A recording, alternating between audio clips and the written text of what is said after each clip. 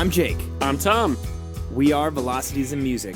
On this podcast, Tom and I discuss a tube of topics pertaining to modern music, including artist deep dives, random music topics, and album reviews. Before we get started, you can help support Velocities in Music. Subscribe to Velocities in Music wherever you listen to your podcasts, and you'll automatically get our latest podcast episode sent to your device for your listening pleasure. Want to help Velocities in Music grow? You can. Velocities in Music was founded on the idea of creating an enriching discussion about modern music. Please share Velocities in Music with the music enthusiasts in your life. Together, we can move music discussion forward. Tom, it's nice to see you today. Yeah, you too, dude. Now, we had a weekend, and that's what this podcast is about. We had a weekend full of music that we want to discuss on Velocities in Music. So, quick story. Tom and I, we've been talking a lot lately, and I was talking to Tom last week, and Tom's like, "Oh yeah, the Des Moines Record Fair is coming up." Tom, living in Central Iowa, is planning on going to the Des Moines Record Fair, which was today, which is Sunday. Right. Sunday the 20-something? 24th. Sunday the 20-something, yes. Sunday the 20-something.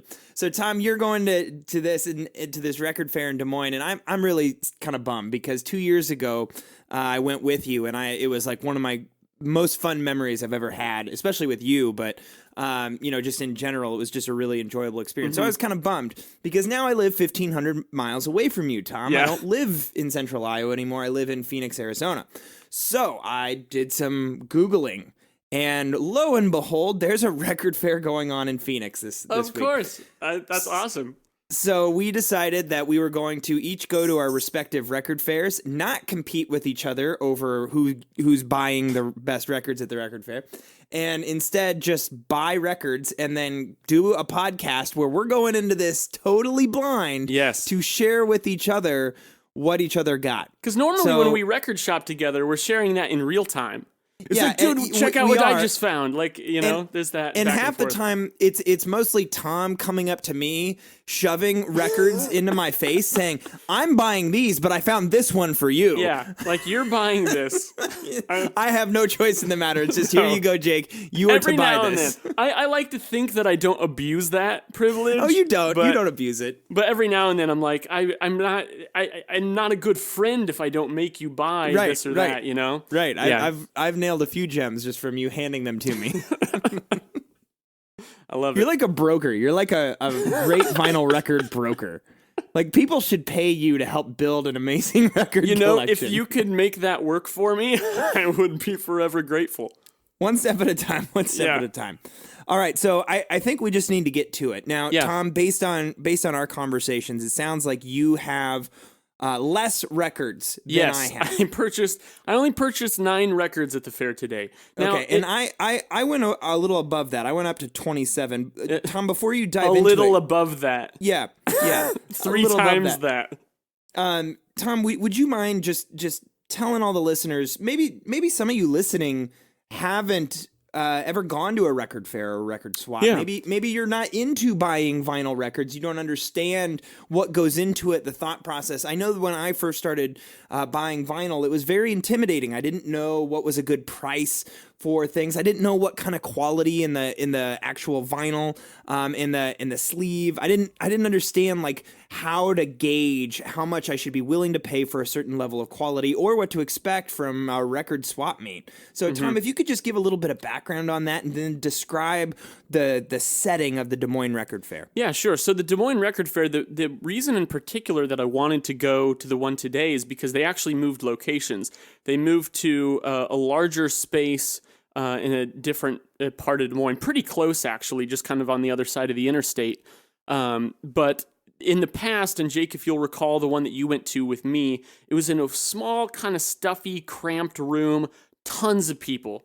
I mean, hard to get, find a way in to actually start browsing through the boxes of records that people had brought. So they moved to a bigger space, which I was pretty excited about, and wanted to go check that out. But what it is it's basically record sellers, and not just records, but CDs, cassettes, posters, memorabilia, DVDs, videos, things like that. people bring them from really all over the Midwest. There's vendors usually from like the Lincoln and Omaha area. I think some might come from like the Twin Cities area, and all around to sell their records, all just in a big room crammed together. So it's nice because where you have all these people, right next to each other trying to sell records, it's kind of cool because it has this kind of marketplace type atmosphere where people are willing to haggle, people are willing to make deals, you get to talk to people, you get into some nice conversations, and you just see a lot of records in one place. So it's also a good kind of sensory overload, drinking from the fire hose way to just get a lot of information at once about what am I seeing around here? You'll probably see the same record several times. What should it be priced? It's kind of a cool information gathering thing, but it's also a little overwhelming because there's just so many people. And still today, even in the bigger space, it was just packed. So I was there for between an hour and a half and 2 hours. My two brothers went with me and we just kind of made a morning out of it. And it was a fun time. I found some good records, but I gotta say, the quality of finds there wasn't quite what I was hoping for. I did find some good stuff, but for how much I looked through, I felt like it was a little disproportionate. But I do have to wonder, Jake, if that could be because we've got Record Store Day coming up in like 3 weeks? Yep. And I have to wonder if these record stores are holding back some of their best merchandise just a little bit and maybe trying to put out some of just like the fluff inventory that they've been trying to get rid of, right. at a record fair, because that would be a good place for it. Maybe make room for some better stuff on Record Store Day. Because I was thinking, God, if I owned a record store, I wouldn't want to bring all my best stuff to a record fair and then think, crap, what am I actually going to put out there for Record Store Day in 3 weeks? You got to have good merchandise in rotation, right? So now they only do the Des Moines Record Fair once a year. Is that correct? They do a few a year. A few, think. okay. Yeah, okay. But it's usually pretty spread out. I don't end up going to all of them because that just ends up being a bit much for me. But yeah. Well, with that attitude, right now at the Des Moines Record Fair, and I'll use this to speak a little bit to the one I went to in Phoenix. But at the Des Moines Record Fair, is it mostly record store? People who own or run a record store who are showing up and selling? Okay. It's not just random people showing up with a box of records to get rid of them. It's not as much of a swap type thing. At least I don't think. There might have been, for all I know, there could have been a couple of them, but I mean, I think most of the tables or booths that I went to were specifically associated with a store, with a brick and mortar location. Interesting. So at the one I went to yesterday was very similar to the one that we went to a couple years ago, Tom, where it's a smaller room, lots of just, people selling records out of boxes on folding card tables, right? And it was pretty crowded. I got there right when the doors opened or a couple minutes after that. You pay a cover charge for these things. It was $2, right? No big deal to get in. And it got continual. It was the entire time I was there, it was getting more and more crowded as time went on. So I was glad I got there right away. The interesting thing about the Phoenix swap is they do this every other month in Phoenix, which is why I think they can keep it small. But it was, I don't think it was a lot of the, local record stores. I think it was, I know a couple record stores was there, a local records shop, Tom, that we actually went to last fall, Stinkweeds, sponsored this. But most of the vendors that were there were just random guys like us who have just been collecting records their entire lives and looking to make a little money on the side, or that's really going neat. to garage sales. Yeah, I would have thought of that. It was neat. Yeah, it was neat, and it gave for a lot of opportunity to, I think, find some good deals. And that's what I was going to ask. Yeah, and to just engage in conversation with just a fellow music enthusiast, which is what we are all about. So yeah. So did you find that compared to record fair, the record fair you went to in Des Moines, and even just record shopping in general, was there a better, more unique selection because of that? Or do you feel like it was just random people trying to get rid of stuff that they don't like anymore? Yeah, I'd say I actually found at the record fair we went to a couple years ago, I found stuff that was more modern at the record fair in Des Moines, and I think that's because you have record stores that are selling, and you have record stores coming down from all over the Midwest, because that's what you do in the Midwest. Because you got to keep in mind, Des Moines is a city, a capital city of Iowa, and there's what, like 500,000-600,000 people in Des Moines in the metro area. Yep. Phoenix is 12 times that size. So like the reality is that there's just a lot more people interested in vinyl records in Phoenix. What's interesting, though, Tom, is I think proportionally there are far more record stores per capita in Des Moines, Iowa, than there is in the Phoenix metro, because I think that there's about the same amount of record stores in Phoenix, and Phoenix has 6 million people in it. Jacked up, yeah. Yeah, right. So. Anyways, I do find that interesting, but yeah, it was a lot of your old, classic rock, boxes full of old dusty records that haven't been played since the 70s, that sort of thing. But there was a couple of tables there that had more interesting stuff. There was a lot of jazz, a fair amount of R&B and hip hop. There's this one guy there who was basically he's been collecting hip hop albums since hip-hop became a thing in the 80s, and he was selling some of his collection there, and that was really cool. I definitely picked up a couple of those, which I'm pretty excited about. So nice. Tom, I'd like you to kick us off by actually going through what were your great finds. Okay, I'll show you all my finds. I'll show you all 9 of them. Here we go. Okay. All right. Let's start off with filling a hole in my Beatles collection with Rubber Soul. Nice. That looks like a nice copy, too. It is a pretty nice copy, but here's the deal. Here's what I learned about it. It was a good price. It was $10. Yeah. Which for a used Beatles record, album, that's great. Right, yeah. Right. And I could spring for one of the reissues, which might be better quality, but if there's something about, I'm sure at some point I'm going to buy all the Beatles reissues, like the mono remasters or what have you. But I kind of like having these older copies. But here's the deal about this. That does not look like an older copy. It's not. It's a mid-70s repress. Huh. But here's what's more important about it that I didn't realize. Now, Jake, I'm starting my record fair excursion on an embarrassing note, okay? Okay. I was schooled on my Beatles knowledge today. And I'm a little embarrassed of it because this is a US pressing. And apparently you can tell by the fact that the title is gold instead of orange. Huh. I honestly never knew this. From all the research I've done on the Beatles, the books I've read, our deep dive podcast, I thought that the American releases of Beatles albums stopped being different from the UK ones around the time of Help.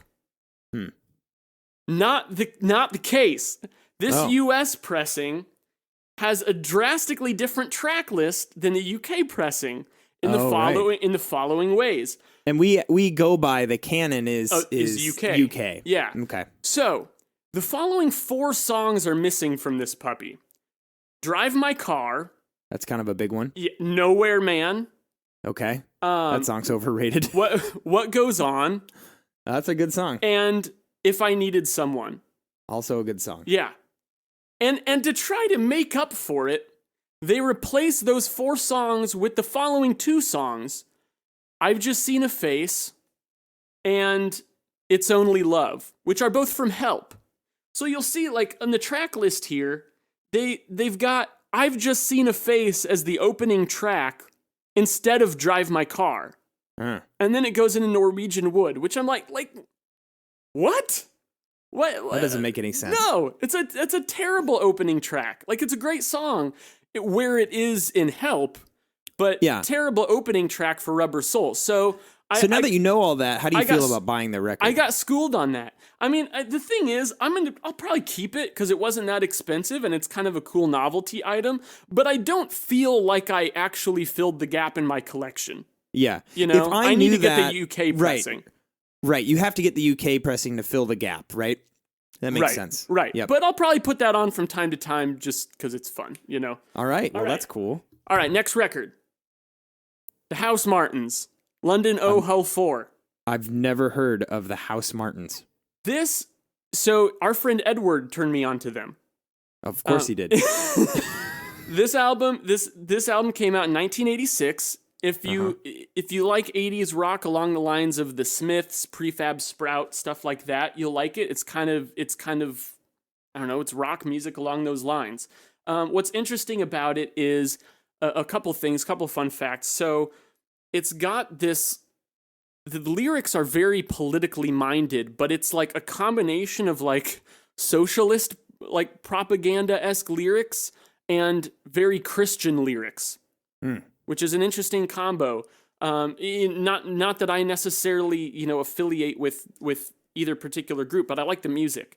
Fun fact about the House Martins too, their bass player was Norman Cook, who is better known as Fatboy Slim. Oh, interesting. Fatboy Slim, before he was Fatboy Slim, was the bass player for the House Martins. That's cool. It was only a $6 find, and it's in good shape. Looks like it's in great shape, or at least the sleeve is, anyways. Yeah, it is. All right, moving on.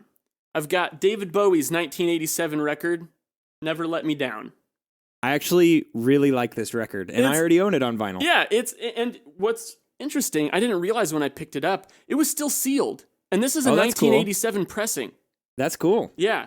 So actually, the sleeve is a little bit like dinged in the corners just because it's been around for so long. Yeah, it's been carried places. Right, but it hasn't been played. And so I got to fill a gap in my Bowie collection there. How much? Do you mind me asking? No, that's fine. It was $15. Okay, nice. Yeah, I think that's about what I paid for mine, and I found mine at just some record store around the valley. Yeah, it's one like I had to have it. Now I have all 4 David Bowie 80s albums. I'm missing a couple from the 70s, but like I got to have them all, So one thing I have found with our artist deep dives is when we do an artist deep dives, it cements the fact that I have to own every album from that band on vinyl. Yeah.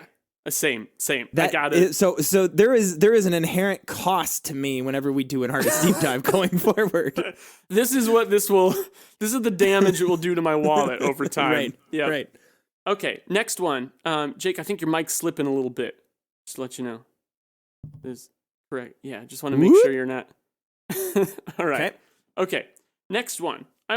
This is a band I'm not overly familiar with. UFO. Strangers in the Night. Yeah. This is their double live album from 1979.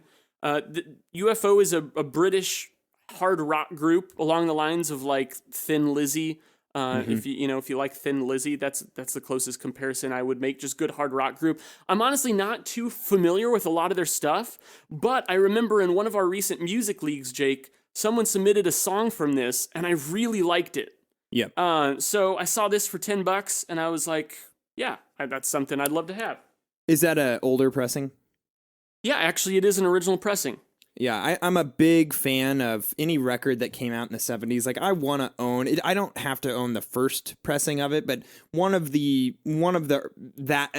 pressings from that era would be ideal rather than a new one. Just because I think the sound quality is going to be better. Yeah, and sometimes reissues can be a gamble, and also reissues anymore, they just tend to be even more expensive. I feel like the new pressings of stuff, places are really jacking up the prices on them. Yeah, but record stores are jacking up the prices on used records too, so... That's true. So this one, speaking of reissues, another Bowie, Aladdin Sane. Ha, that's awesome. And this is a recent remaster reissue. I've been kind of a stickler about Bowie reissues. I think the only Bowie album I have that's a reissue is Hunky Dory. I've got like older pressings of Let's Dance, Station to Station, Scary Monsters, Ziggy Stardust. But like I saw this and it looked like a nice reissue. It was $19. I've never seen a Bowie reissue or hardly even a used one for much under $20. So I just went ahead and went for it. Yeah, Bowie has been very expensive, I think, since he passed away a few years ago. Yeah, that's definitely true. All right, next up, I filled a hole in my Bob Dylan collection with Nashville Skyline. Nice. This is the last album of his from his 60s run, and it's the only album that he put out in the 60s that I didn't have on vinyl. So now I have it. This is also an original 1969, I believe this came out in. I think so. I'm trying to see if it says on the back. Pretty sure it's 1969, but this is an original pressing as well, in pretty good shape for the $8 that I paid for it. So happy to have that one. All right, I only got a few left here, Jake. You're doing great. Next up, I got John Coltrane, Oh, Blue Train. I'm jealous. Anytime I see some good John Coltrane, Charles Mingus, Thelonious Monk, Miles Davis, like the big jazz names, I gotta have them.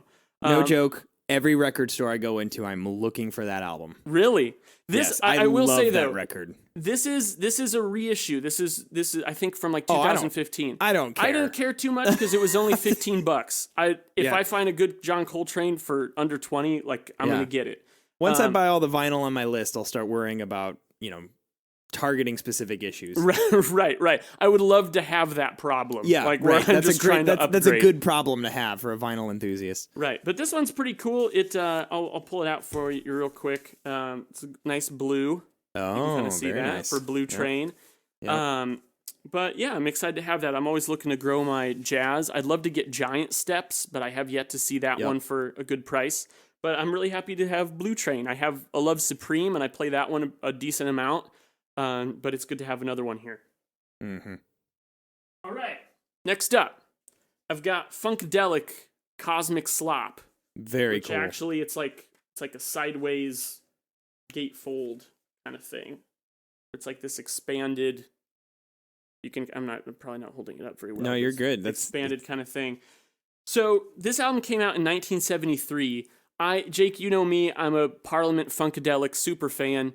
And that's another one that like I've got to have everything that they put out through the 70s. Yep. But there's this chunk of albums that came out from like 1973 to like 1976 on the Funkadelic side of it that I'm really not very familiar with. And Cosmic Slop is one of them.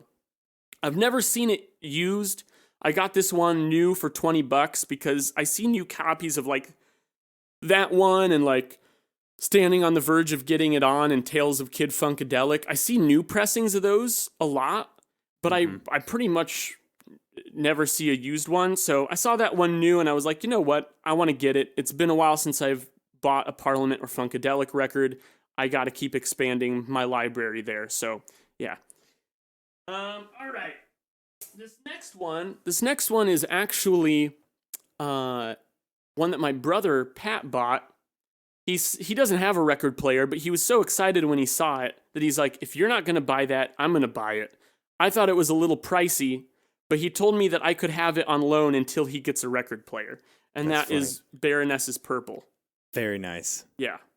So it's got the shrink on it still on the front, but it has been opened. It was a used copy. So I'll probably spin this a few times before I give it back to him.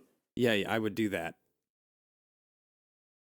All right, Jake, this next one's my last one, and this is the one, I found it like right before we left, so it was in the last box that I looked at. When I saw it, I'm like, okay, calling this a day. Yep. Is it Aphex Twins Ambient Works Volume 2? No, okay. I would have been... I couldn't wait. If it was that... I would have been giggling this whole time. Yeah, you would have. That's what it was. That's a good point. But it's still, I would consider somewhat of a grail for me. Okay. And I took a gamble on it, and it turns out that it's an original pressing. And I've never seen this in the wild, even a repress. And that is Dr. Dre 2001. Oh, wow. Yeah. That is special. Yeah. Double disc, got an insert and everything. I spent a while scouring Discogs, and only found 2 pressings that it could possibly be, which was an original 1999 pressing and another reissue. But looking at the reissue, like I found a few things that led me to believe like it's an original. It's a little bit rough, like on the cover. Like you can see, it's a little scuffed up on the bottom here. Yeah. This is what I expect you will find at a record fair. Yeah. But I tell you, I had to do a lot of digging before I found that. But when I did, I was like, holy crap. That's cool. Yeah. That's super cool. Pretty excited to find that. That was my score of the day. But yeah, I would say that's definitely a score of the day. Yeah. But that's where I landed. So that's my set. Jake, I'm going to hand it over to you. All right. I need to take a quick breather. Tom, if you want to go, you just talked a lot. If you want to go get a glass of water, we got about 45 minutes to get through 27 records here. I'm going to try to rip through it. All right, do it. All right. So first record, is Beach Boys' Endless Summer. Nice. Because Good I didn't compilation. have it. Yeah. And yeah, it was like $3. I think that this is a staple of every music enthusiast record collection. I didn't own this one yet. Consistently ranked one of the greatest albums of all time. It was a no-brainer because I think I got this for like $3. Yeah. In pretty good shape, so went with that. All right, this next one has a little bit of a story. My kids have been watching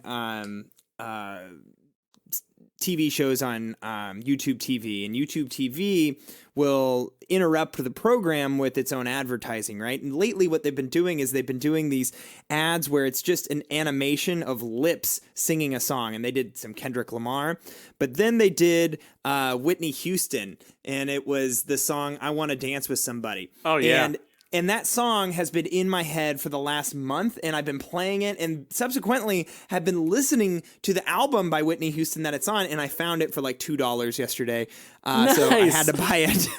I had to buy it. And apparently Whitney Houston sings as well. I closed a major gap in my David Bowie collection, which I've been aggressively going after, and I got Station to Station. Oh, yeah. And it's in really good shape. It looks nice. And all the records that I got, just from what I could see on the camera there, Tom, are more beat up, or at least the sleeves are more beat up than what your records were. Oh, really? And that was something I saw at this record fair that I went to. Is there's just a lot of these are used and loved records, right? So I've gone through. I have like a whole process. I have to clean them all. I have to type them into Discogs, and then they have to be listened to before they can go on the shelf. So I've already gone through the art of cleaning them and packaging them and putting them into Discogs. But I really wanted Station to Station. I got this for like $6 or $7. So that's I'm a great super deal. pumped. Holy crap! Yeah, how would you not get that? This next one, I was undeterred by a recent HBO documentary on the subject, but Michael Jackson's Bad. There are 2 Michael Jackson albums that I think every music enthusiast should own. Bad and Thriller. I own Thriller, which actually, Tom, you gifted to me, and I do not own Bad. So I had to buy this. Saw it. It was $3. Tight. Yeah, that's great. My record collection sports the cover of Rush's Permanent Waves, but I don't actually own the record. Because I gave you the wrong one. Yeah. You gave me 2112 in the Permanent Waves. Yeah, because someone gave it to me and I just passed it off to you. So I got Permanent Waves for under $5. That's my favorite Rush record too. Yeah, it's a great record. It's so good. I've been looking for Parallel Lines by Blondie for a number of months now.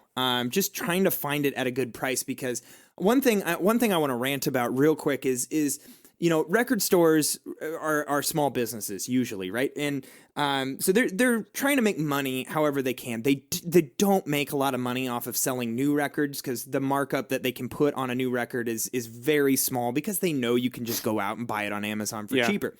So they make all their money on used records. Well, obviously the big names like Blondie and Parallel Lines and bands like Rolling Stones or Led Zeppelin, you'll find David Bowie, you'll find that any of those records, even heavily used and beat up, are going to be just spiked in price, $20, $25 for a very beat up old used copy.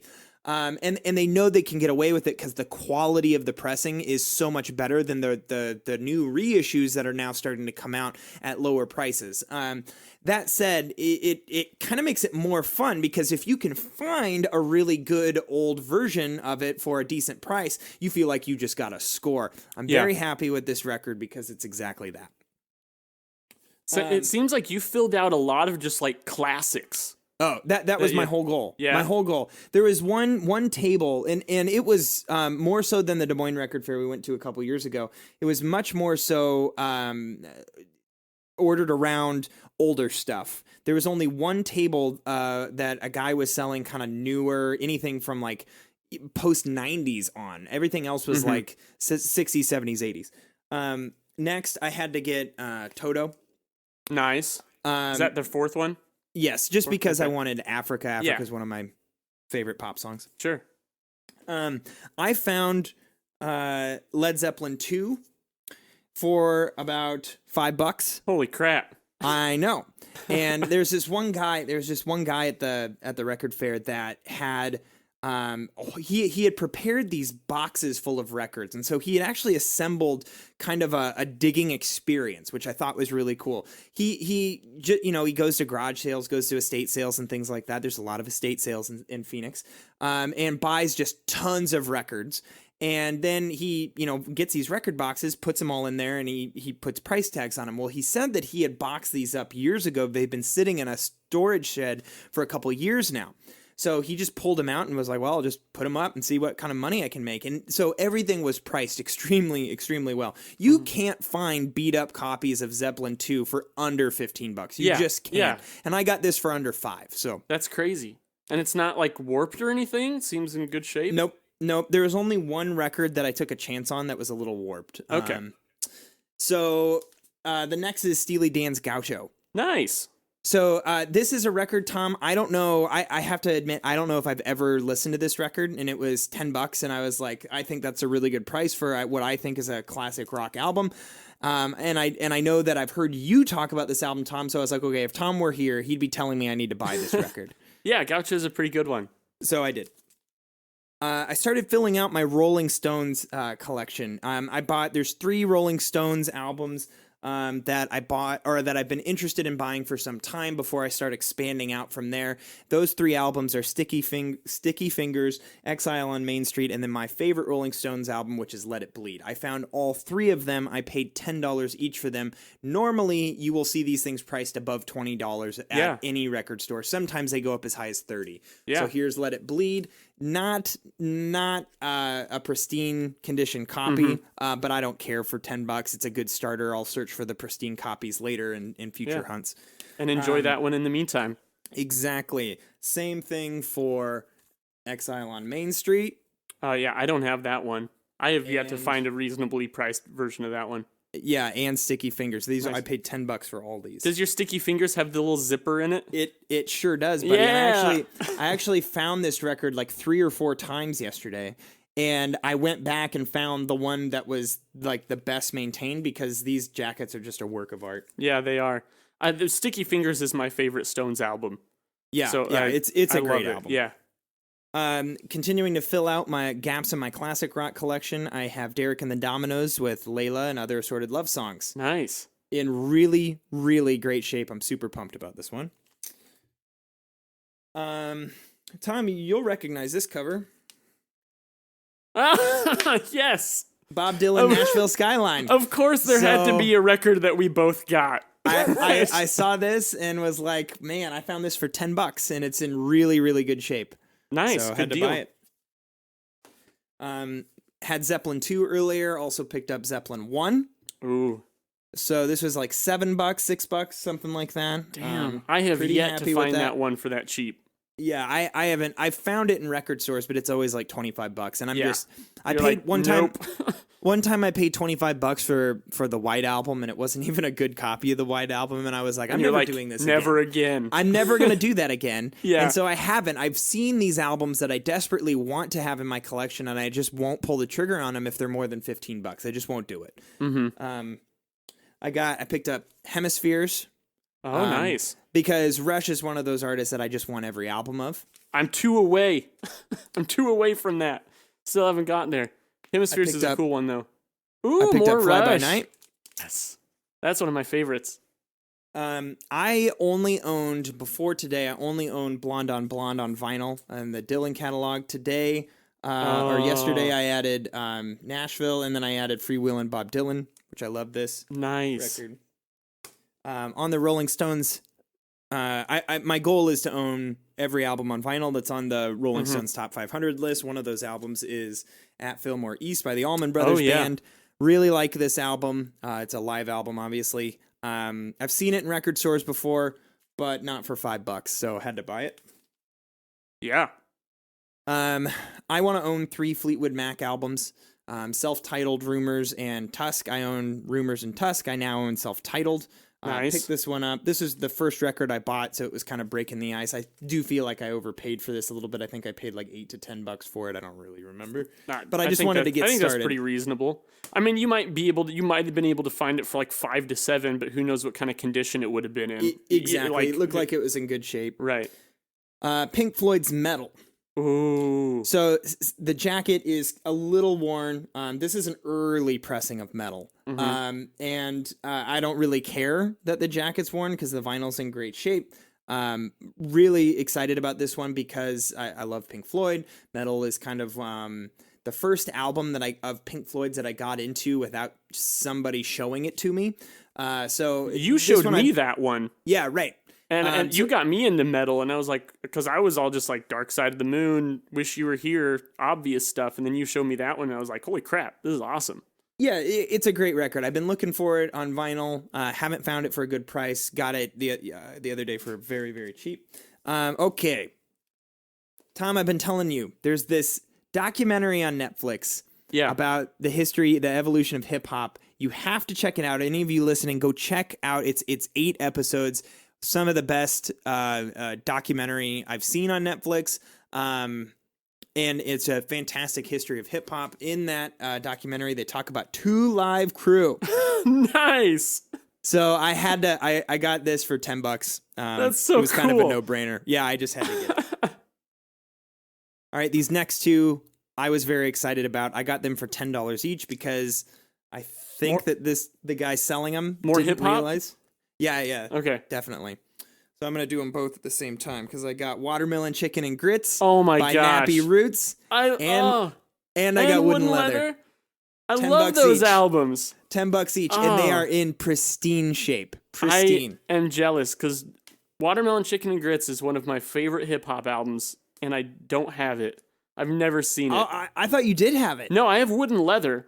I found Wooden Leather in Washington, D.C. in like 2011 for, it was like $15 or something. Interesting. And I love it, but like I've never seen their first album out there. That's super happy cool I that picked you it have up. it. Yeah. I saw it and I was like, this is going to be like $20-$30 because this guy had priced. He knew what he was doing. And he had priced up, but apparently he thought that nobody knew who Nappy Roots was. And I was like, well, I'm scooping this up right now. Yeah. He had a album out there by a Tribe Called Quest. What was their first album? Sorry to put you on the spot. Before Low End Theory? Yeah. I don't remember. It's like the People's Instinctive, whatever, something rhythm. I honestly don't remember. So he had a copy of that there for sale. Uh-huh. And it was he had it priced at like $50. And I was like, ugh. That'd be the most I ever spent on a record. I did though splurge. This is my splurge, and I got the Dogfather by Snoop Doggy Dogg. I paid $18 for this, which is the most I paid for any record yesterday. By the way, my hard fast rule of $15, I have to have a darn good reason to spend more than $15 on a used record. That's all you, Tom. You taught me that. This next one, Tom, you've had it. I put it on at your house because I love this. Oh, yeah. I love this album. Marvin Gaye's What's Going On. This is a staple of any record collection. You got to have it. I didn't have it. I had to get it. It's just perfect. I think I picked this one up for $10. And then my last album that I bought was Days of Future Past by the Moody Blues. Oh, cool. Yep. So I'm not a huge Moody Blues fan, but from what I understand, this is their, highly regarded as their best album. Had to buy it. So that's it. Dude, that's a great haul. It was a very good day. And what's funny is you beefed up your collection with a lot of good stuff. Yes. And my goal, I have a strange goal. I want to pace myself in buying records because I'm an intense person. And I can go overboard with things sometimes. So I try to hold myself to only buying like 100 records a year. So I walked in yesterday with the budget, and I walked in, and since I was one of the first people there, I went around the room, kind of surveyed all the tables, saw what I could, is there hip hop's over here. Okay, this guy's selling indie stuff over here. This is a lot of classic rock. And I checked out the prices because they usually mark them on the boxes. And I started going through, and I saw a bunch of stuff that I was really excited about right away, but I let it sit, and I just kept walking around the room, and I basically went through every single box at the fair before I went back and got all the records that I was going to buy. And it really helped me, I think, find the best deals. Yeah, that is a good idea. You know what's tricky about record fairs from that perspective, though, is unlike if you just walk into a record store, you can't just grab something because you think you might want it and then carry it around with you the whole time. You know what I mean? Like, Right. because I'll do that at record stores. I'll be like, I might want this, pick it up, and then if I feel like I've bought too much, I'll put a couple back that I'm not that excited about. But like at a record fair, like you can't just walk away from that person's booth without paying for it. But if you leave a record there, when you come back, it might not be there anymore. So that's it's a gamble, but that's cool that it worked out for you.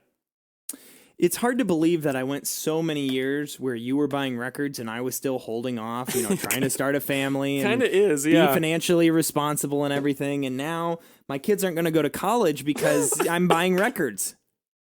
So someday that's just the they'll way understand. it is. Someday they'll be like, Dad, your record collection growing up is more important to me than college. The way I look at it is they can either spend a fortune and all their time studying for classes, or they can hang out with me listening to awesome music.